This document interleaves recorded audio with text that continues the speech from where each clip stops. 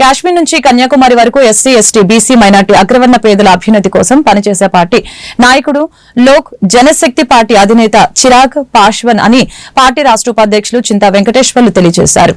గురువారం మంగళగిరి పార్టీ కార్యాలయంలో జరిగిన పార్టీ 24వ ఆవిర్భావ దినోత్సవ వేడుకల్లో ఆయన పాల్గొని మాట్లాడారు. 2029 ఎన్నికల్లో ఆంధ్రప్రదేశ్ లో పార్టీ జెండా రెపరెపలాడేందుకు పాటుపడాలని ఆయన పిలుపునిచ్చారు.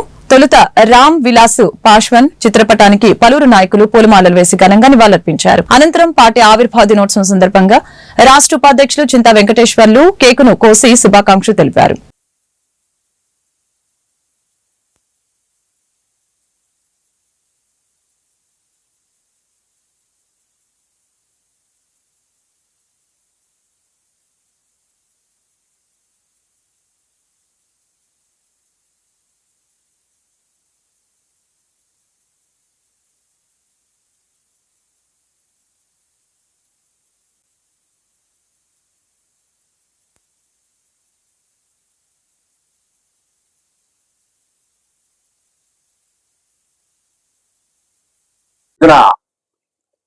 రాష్ట్ర వ్యాప్తంగా దేశవ్యాప్తంగా ఒక సంచలనాత్మకమైనటువంటి రాజకీయ వ్యవస్థని నిర్మించినటువంటి రామ్ విలాస్ పాశ్వాన్ గారు, అతని యొక్క రాకతో ఈ దేశంలో ఎస్సీ ఎస్టీ బీసీ మైనార్టీలో ఒక సంచలనమైనటువంటి మార్పు వచ్చింది.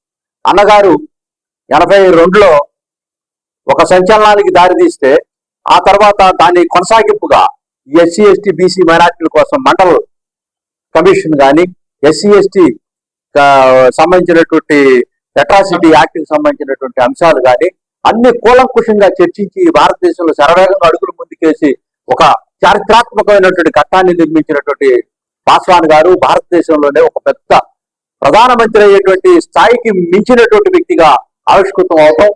కానీ ఈ కులాలను ఇచ్చిన మెట్లలో ఈ వ్యవస్థలో సమాజంలో కొంతమందిని తొక్కేటువంటి కార్యక్రమంలో ఉంటారు కాబట్టి తొక్కేయబడినటువంటి వ్యక్తిగా అయినప్పటికీ కూడా తిరగబడి కలబడి నిలబడి బుల్డోజ్ చేసినటువంటి పాశ్వాన్ గారు కొడుకు ఈ రోజున మరి బ్రహ్మాండమైనటువంటి మంత్రి పదవుల్లో ఉన్నాడు.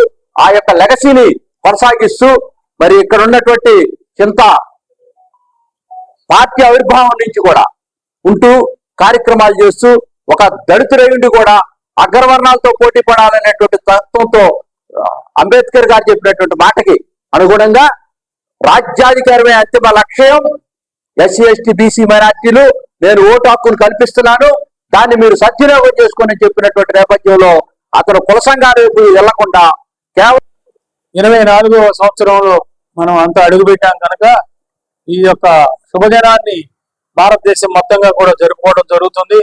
మన జరిగిన జార్ఖండ్ ఎన్నికల్లో కూడా లోక్ జనశక్తి పార్టీ ఎమ్మెల్యే గెలవడం జరిగింది. కనుక మనకి బీహార్ లో 5గురు పార్లమెంట్ సభ్యులు ఉన్నారు, కేంద్రంలో ఒక మంత్రి ఉన్నాడు. రండి సార్. కనుక మన పార్టీకి దినదినాభివృద్ధి చెంది భవిష్యత్తులో 29లో ఆంధ్రదేశంలో కూడా మన జెండా రెపరెపలాడాలని మనం ముందుకు వెళ్ళడానికి అవకాశం ఉందని చెప్పి తెలియజేస్తూ